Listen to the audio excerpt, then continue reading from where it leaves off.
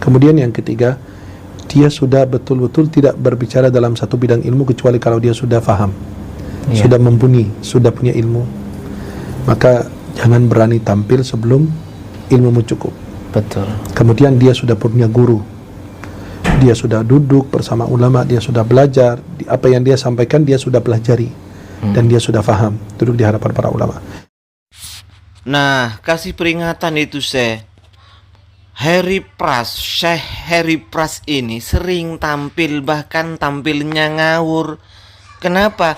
Karena dia memang tidak tahu, tidak punya dasar pengetahuan tentang ilmu agama, kemudian sok membahas hadis, akhirnya banyak yang ngawur, Syekh. Contohnya lagi dia bicara ini, Syekh. Coba dengarkan ini, Syekh.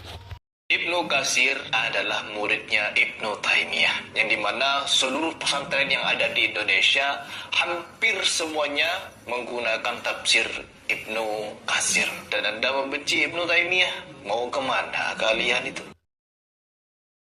Gak mau kemana-mana kami Mas Harry Pras. Justru orang yang perlu dipertanyakan kapasitasnya tentang Ibnu Katsir dan Ibnu Taimiyah, sok bawa-bawa nama Ibnu Katsir dan Ibnu Taimiyah, adalah orang yang seperti ente Mas Harry Pras. Assalamualaikum warahmatullahi wabarakatuh. Alhamdulillah wassalatu wassalamu ala Rasulillah wa ala alihi wa sahbihi wa mawala, amma ba'du. Kaum muslimin dimanapun berada, semoga Allah subhanahu wa ta'ala senantiasa membimbing kita ke jalan yang diridhoinya, menjadikan kita orang-orang yang beruntung di dunia ini, lebih-lebih kelak di akhirat. Amin, Allahumma amin. Mas Harry Pras mendatangkan tamu seorang syekh itu. Alhamdulillah, kalau Harry Pras ini sadar, sebenarnya Harry Pras itu memang benar-benar memberikan pelajaran yang berharga terhadap Harry Pras. Agar kedepannya Mas Harry Pras ini tidak gampang, tidak sembarangan berbicara tentang sesuatu yang padahal dia sendiri tidak paham. Betapa banyak kalau kita dengarkan konten-konten Harry Pras ini yang membahas agama padahal jauh dari kata dia sendiri paham dari apa yang ia bahas. Contoh, ketika Harry Pras itu mengomentari seseorang, Habib Jindan kalau tidak keliru, Harry Pras ini mengatakan bahwa itu hadis maudhu begini. Itu rotibul haddad seperti ini. Padahal yang dibahas oleh Habib Jindan itu bukanlah rotibul haddad. Kalau tidak keliru nama Habibnya Habib Jindan. Yang disampaikan bukan rotibul haddad, padahal itu hadis Rasulullah Shallallahu Alaihi Wasallam itu. Yang kedua, Harry Pras ini pernah menjelaskan bahwa hadis maudhu itu tidak boleh digunakan untuk masalah akidah, tetapi boleh digunakan untuk masalah muamalah. Pernah ngomong seperti itu.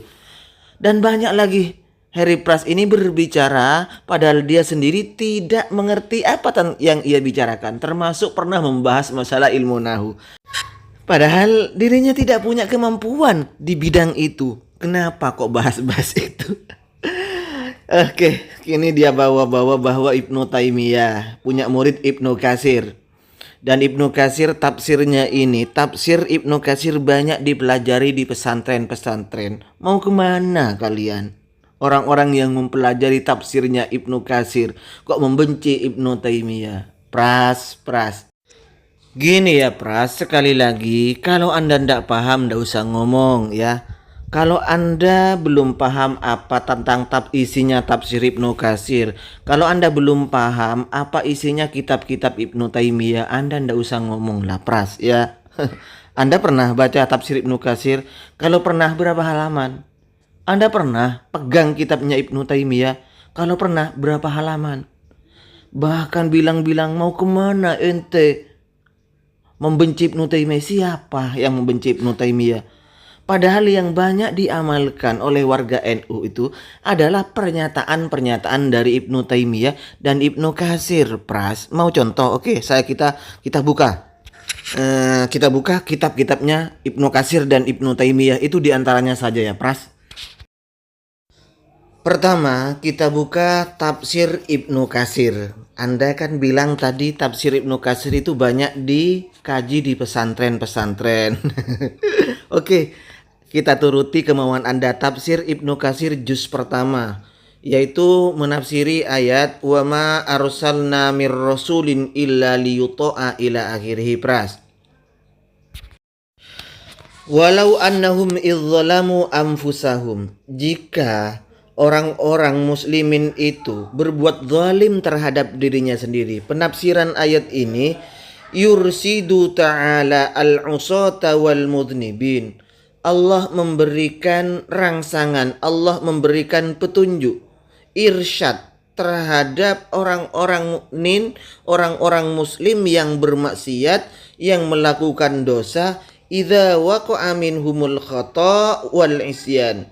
Apabila mereka itu terjatuh dalam kesalahan dan kemaksiatan, ayatu ilar Rasul sallallahu alaihi wasallam, untuk mendatangi Rasulullah sallallahu alaihi wasallam, fayastaghfirullah indahu wa yas'aluhu ayyastaghfira lahu. Dia memohon ampun terhadap Allah Subhanahu wa taala di sisi Rasulullah, dan memohon terhadap Rasulullah agar Rasulullah itu mau memintakan ampun untuk orang tersebut terhadap Allah Subhanahu wa taala.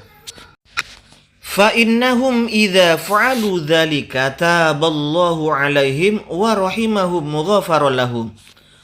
Karena apabila mereka orang-orang yang berdosa itu mengerjakan hal tersebut, maka Allah akan menerima tobat mereka. Allah akan mengasihani dan mengampuni mereka.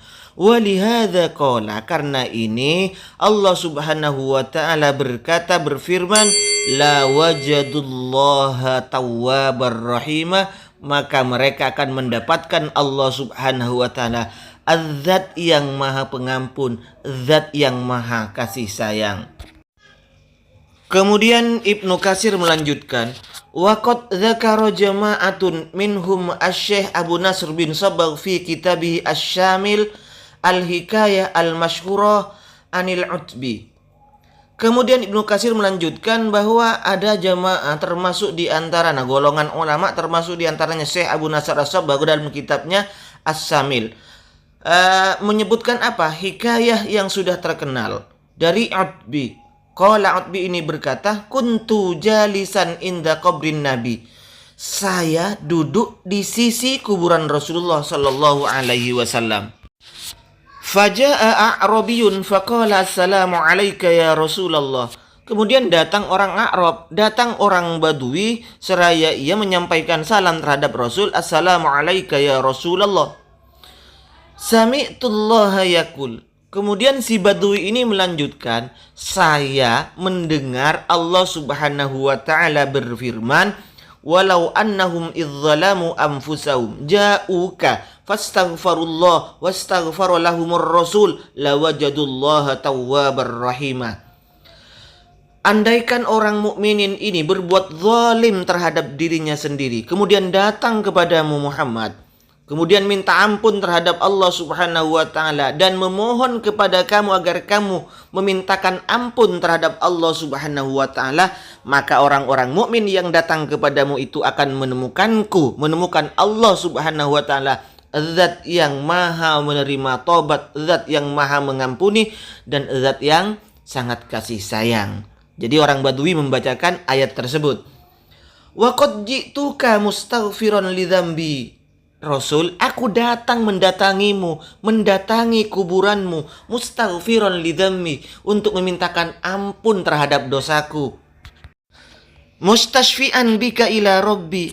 Aku memohon syafaat pertolongan terhadapmu Rasulullah, ila rabbi, terhadap Tuhanku.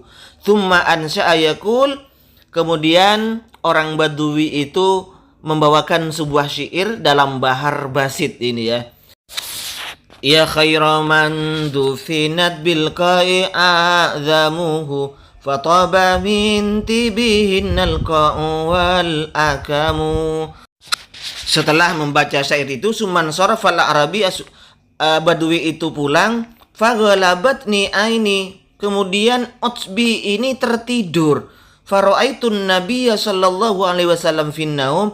Aku melihat atau bermimpi Nabi ketika aku tidur. Faqala ya Utbi, hei Utbi, kata Nabi, Al-hikil a'rabiyya, susul orang Badui itu, susul orang Arab itu. Fabashshirhu annallaha qad ghafara lahu. Beritahu, beri kabar kebaikan, beri kabar agar dia bahagia bahwa Allah Subhanahu wa taala telah mengampuni dosa-dosanya. Nah, ini ya, ini satu kitab Pras. Di antara tafsir Ibnu Katsir, belum kitabnya Ibnu Taimiyah yang saya bacakan Pras.